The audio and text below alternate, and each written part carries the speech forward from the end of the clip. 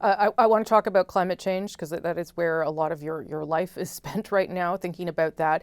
And again, there you compare climate to the pandemic. They are both global problems. We cannot just deal with them individually. Do you think the urgency that we have seen as a result of the pandemic has opened a new window in the fight against climate change, or given added momentum perhaps to this? Yeah, I think it has. And if we'd been sitting here a year ago, literally a year ago, when the pandemic was really breaking, I would have thought the jury would have been out. I could have seen it going either way. I think it's clearly broken in the direction of added urgency for a few reasons. One, we have a sense of global problems ultimately come to us here. They require global solutions in order to solve them. We all have to play our role. Secondly, we can't self-isolate from climate change. Ultimately, we'll be affected, so we all have to act. I think as well there's a recognition that the advice of scientists should be listened to. They advised on the risks of pandemics. We didn't fully listen to them anywhere in the world. They've been advising for a long time of the risks on climate change. It is time to listen. But I think as well there's a deeper point, and this is something I tried to bring out in the book, which is when push comes to shove and people think about their value and have revealed their values, it is a value where they value sustainability, a sustainable economy in all senses. And a sustainable economy obviously has a fundamental climate element to it. It also has an element to it, a crucial element, which is bringing everybody up together. Do you think that we will get to a place in this country in particular where that conversation that you're talking about is no longer political? We still have parts of this country and parts of political parties, the Conservative Party in particular, that does not believe in carbon pricing and fights back against it. Are we going to get to a place where the fight on climate change is apolitical? I hope so. I hope so. And you very much, first thing about, the scale of the challenge around addressing climate change and moving to a truly sustainable economy is there's no one solution. There are many solutions, complementary solutions to the issue. But it's also, Rosie, it's a huge economic opportunity for this country. Canada has been part of many solutions to some of the world's biggest problems. We are an energy superpower. That is not rooted in any one form of energy. It is rooted ultimately in the ingenuity of Canadian engineers and Canadian entrepreneurs.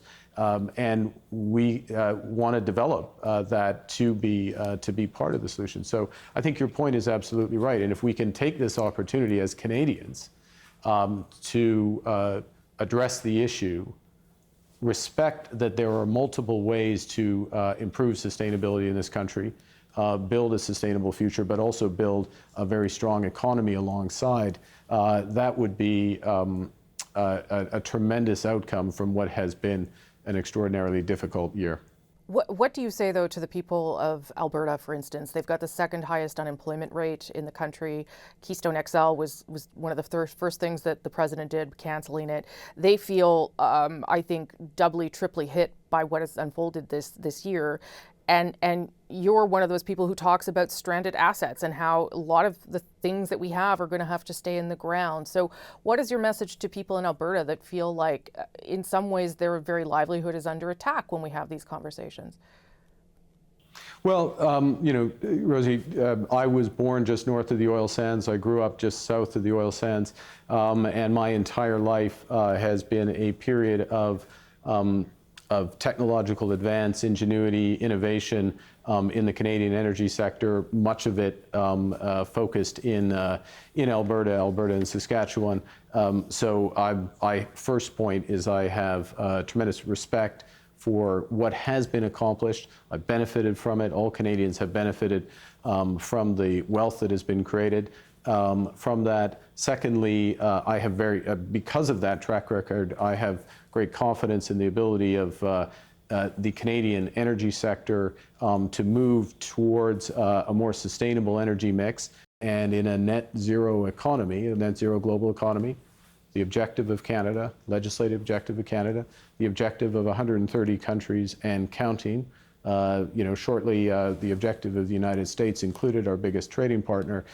If you know that that's the end state, have to think about the time path and the transition path for the energy resources that we're currently producing while we're building up those that we want to produce in size for our economy, but also for a sustainable planet.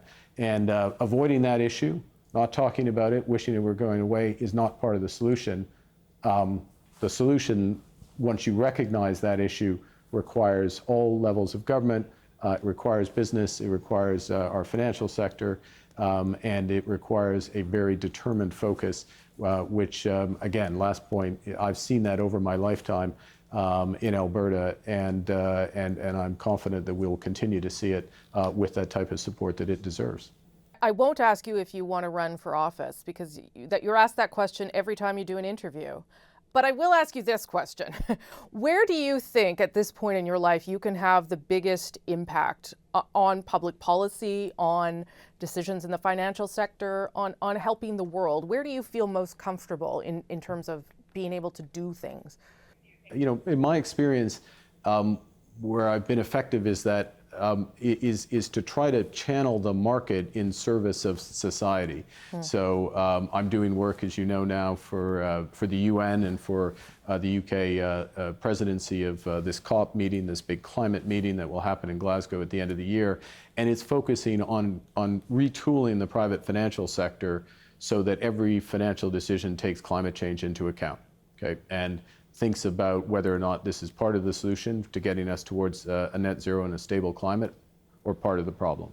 And that's a big retooling, tons of plumbing. I could run out the tape on this camera talking about it. Don't worry, I'll stop there.